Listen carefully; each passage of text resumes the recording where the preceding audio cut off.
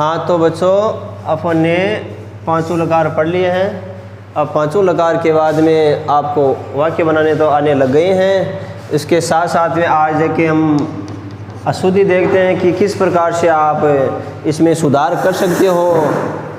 हैं वाक्य जैसे आपको बनाने आने लगे तो अशुद्धि भी आनी ज़रूरी है। तो अपन मैं कुछ वाक्य लिखता हूँ, उसमें देखिए कहाँ पर क्या अशुद्धि होती है, उसमें आपको सुधार करना है। लिंग, विभक्ति, वचन आदि के आधार पर ये अशुद्धि खोजनी है। तो जैसे मैं कोई कुछ वाक्य लिख रहा हूँ तो आप सोचना और उसके बाद में आपको वैसे अशुद्धि निकालनी है। जैसे पहला वाक्य लिखता हूँ मैं, सह कलमात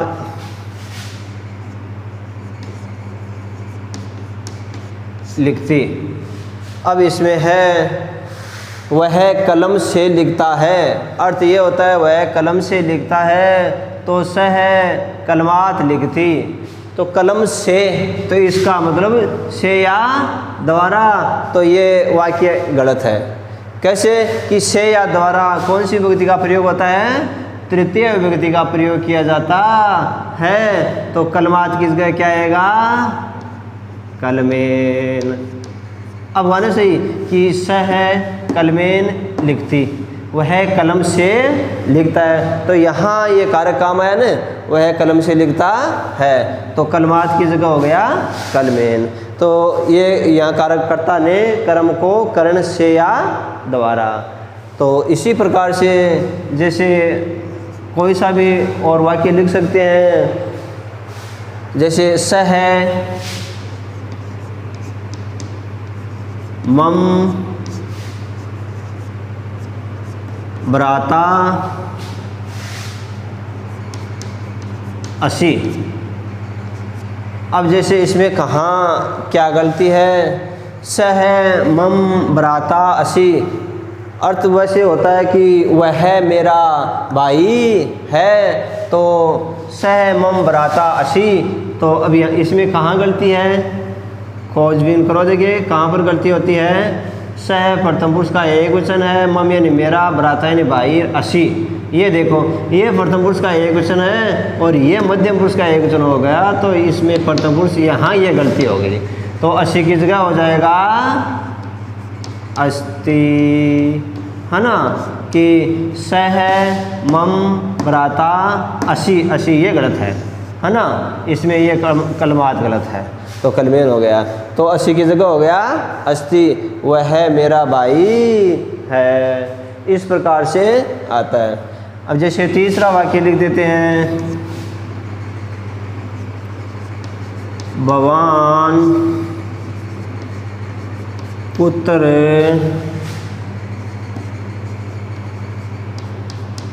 गच्छन्ति। भवान पुत्र गच्छन्ति, आप कहाँ जाते हो? तो इसमें भवान पुत्र गच्छन्ति, भवान आते ही ये प्रथम पुरुष का एक वचन होता है। इसका मतलब कर्ता कभी भी चेंज नहीं होता है। तो भवान यानी आप, पुत्र यानी कहाँ, गच्छन्ति ये एक है और ये बहुवचन हो गया, तो इसकी जगह ये अशुद्धि है, ये गलत है कि भवान यानी आप, पुत्र यानी कहाँ, गच्छन्ति यानी जाते हो। तो इसका मतलब ये प्रथम पुरुष का एक वचन है, तो यहाँ ये होगा भवान पुत्र गच्छति। ये वाक्य सही होगा कि भवान पुत्र गच्छन्ति की जगह हो जाएगा गच्छति। इस प्रकार से ये शुद्ध वाक्य किए जाते हैं। जैसे कोई और वाक्य लिख लेते हैं कि जैसे सह मम, कोई सा भी वाक्य देख लो। सह जैसे सह मम भगिनी अस्ति, वह मेरी बहन है। स मम भगिनी अस्ति, वह मेरी बहन है। तो क्या गलती कहाँ हुई इसमें? अरे बहन है ये स्त्रीलिंग है, भगिनी बहन है स्त्रीलिंग है, तो स्त्रीलिंग में वह की क्या होती, ये गलत है। स्त्रीलिंग में वह की क्या होगी, सा। तो ये वाक्य सही होगा कि सा मम भगिनी अस्ति, वह मेरी बहन है, हुआ वाक्य। तो इस प्रकार से यही बस, जैसे एक सिंपल वाक्य पूछ लेता हूँ, जैसे यूयम पठ, ये बनाओ जगह यूयम पठ, कोई सा भी हो सकता है। तो आप आराम से बोलो भाई तुम सब पढ़ो, तो यूयम पठ। तो यूयम देखो कौन से पुरुष का कौन सा वचन है, यूयम है स तो ते तवम युवाम यूयम, ये मध्यम पुरुष का बहुवचन है, तो इसका मतलब ये गलत है, कर्ता चेंज नहीं होगा। अरे मैं तो कह रहा हूँ कि तुम सब पढ़ो, आप कहोगे कि नहीं सर हम सब पढ़ें, ये थोड़ी होता है, तुम सब पढ़ो, तो ये गलत है इसमें। तो ये मध्यम पुरुष का बहुवचन है, तो पढ़तु पढ़ताम पठन्तु पठ पढ़तम पठते। इस प्रकार से ये अशुद्धि का शुद्धिकरण किया जाता है। तो आप जैसे कारक आ रहे हैं, ये लकार आ रहे हैं, तो आराम के साथ में आप शुद्ध कर सकते हो। जैसे और वाक्य कोई सा भी लिख दो, जैसे पर्वतः पर्वतः रम्यः अस्ति, ये वाक्य है, दिमाग लगाओ देखे। पर्वतः रम्यः अस्ति, पर्वत रम्य यानी सुंदर, अस्ति यानी है, तो पर्वत सुंदर है। तो आप देखो पर्वतः बहुवचन आ गए, प्रथम पुरुष का बहुवचन, रम्य सुंदर है, तो अस्ति, इसका मतलब ये बहुवचन है, तो ये भी बहुवचन आएगा, तो इसमें इसकी जगह चेंज होगा। पर्वत यानी पर्वत, रम्य यानी सुंदर, अस्ति की जगह हो जाएगा संति। ठीक है, इस प्रकार से ये शुद्धिकरण किए जाते हैं। इसी प्रकार से जैसे कोई और वाक्य भी देख सकते हैं, जैसे ते मम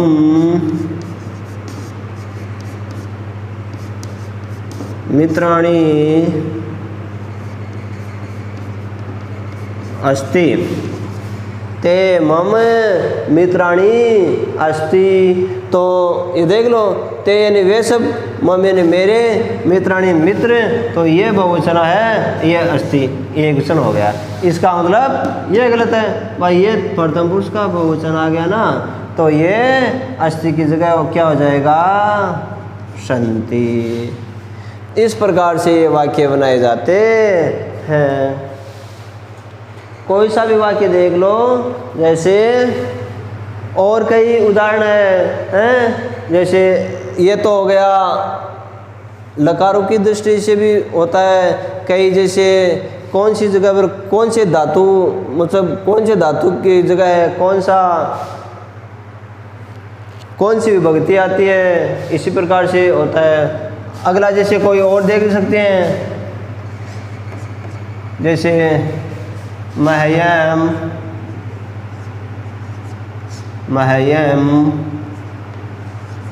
दुग्धम, मह्यम दुग्धम, मुझे दूध न रोचे। ये देख लो, जैसे मह्यम दुग्धम न रोचे की मह्यम कौन सी विभक्ति है, अहम आवाम वयम, माम आवाम अस्मान, मया आवाभ्याम अस्माभि, मह्यम ये है चतुर्थी। और वैसे ये तो सही है कि रुच धातु के योग में ये धातु आता है, कोई मतलब ये होता है नियम की कौन सी धातु के योग में कौन सी विभक्ति का प्रयोग किया जाता है। तो अब जैसे यहाँ ये रुच धातु आ गया, रुच यानी अच्छा लगना, रुच धातु है।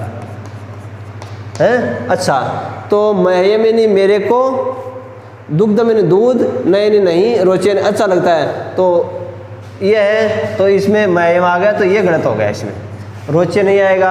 हैं, रुच धातु है तो प्रथम पुरुष एकवचन आएगा तो रोचते, उसमें रुच धातु के योग में ये रोचते, रोचते, रोचनते उस प्रकार से होता है।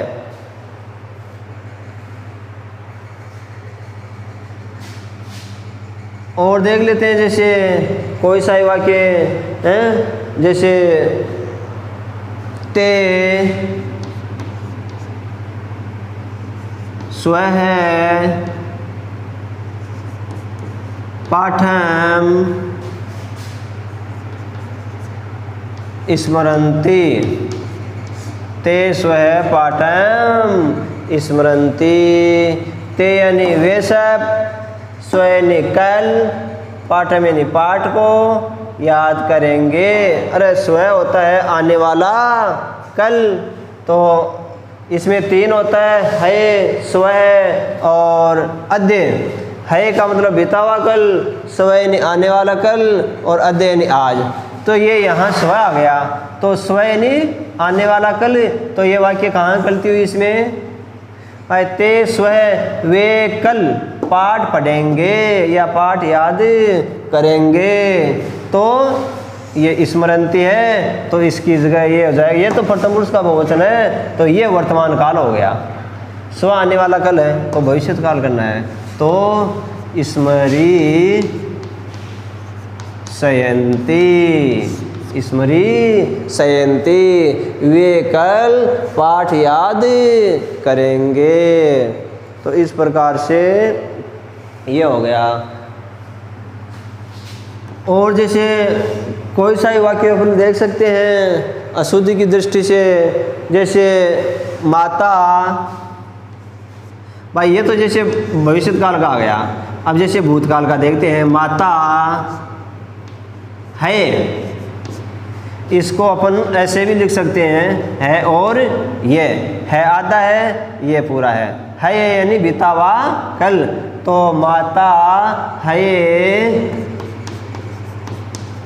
गतवान। देखो देखिए इसमें अशुद्धि कहाँ है भाई, ये वाक्य मेरे को सही लग रहा है। माता है यानी कल, गतवान यानी गई, इसमें वान कत्वतु पढ़ते हैं, कत्वतु पढ़ते में, अब देखो ये माता स्त्रीलिंग है, माता स्त्रीलिंग है ना, तो माता कल गई, तो कत्वतु पढ़ते में पुल्लिंग में तो वान,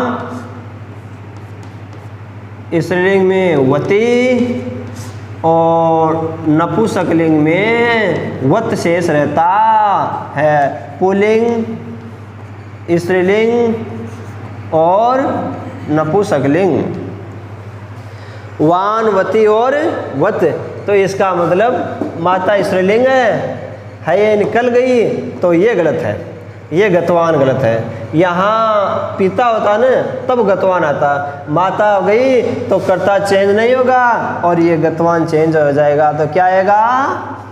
गतवती। ये होगा सही कि माता कल गई।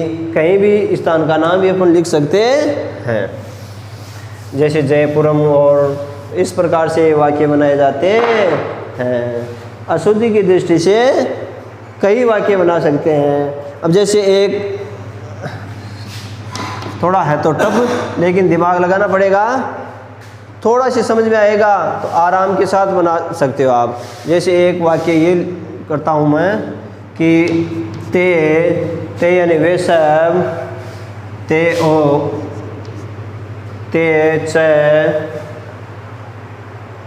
अहम, या मैं और वे सब, या वे सब और मैं, अहम च, तो ते च अहम च हसंती, ये वाक्य लिखते हैं। जैसे कोई ये हो गया, वे और मैं हंसते हैं, तो इसका मतलब अब यहाँ क्या आएगा, कहाँ गलती हुई भाई? जैसे ये हो गया अहम उत्तम पुरुष का एक वचन हो गया, तो उत्तम पुरुष का एक वचन है तो ये भी फिर ते, इसका ही बहुवचन हो गया भाई। उत्तम पुरुष का एक वचन और ये उत्तम पुरुष का ये ते आ गया, तो इसके अनुसार ये बहुवचन हो गया। तो यहाँ पर ये हसंती गलत है। मैं और वे सब हंसते हैं, तो इसका मतलब उत्तम पुरुष का एक वचन आ गया, ये बहुवचन आ गया, तो यहाँ पर ये उत्तम पुरुष का बहुवचन होगा। तो हसती असामी असावय है, ये क्या आ जाएगा, हसामय है। तो इस प्रकार से ये वाक्य बनाए जाते हैं। तो कई जैसे आपको वाक्य बनाने ये सीख गए, कहीं पर भी नहीं आता है तो वो मेरे को और पूछ लेना। चलो फिर आज ये अपना ये वाक्य अशुद्धि संशोधन का यही पूरे होते हैं, आगे के लिए और पढ़ेंगे। चलो फिर।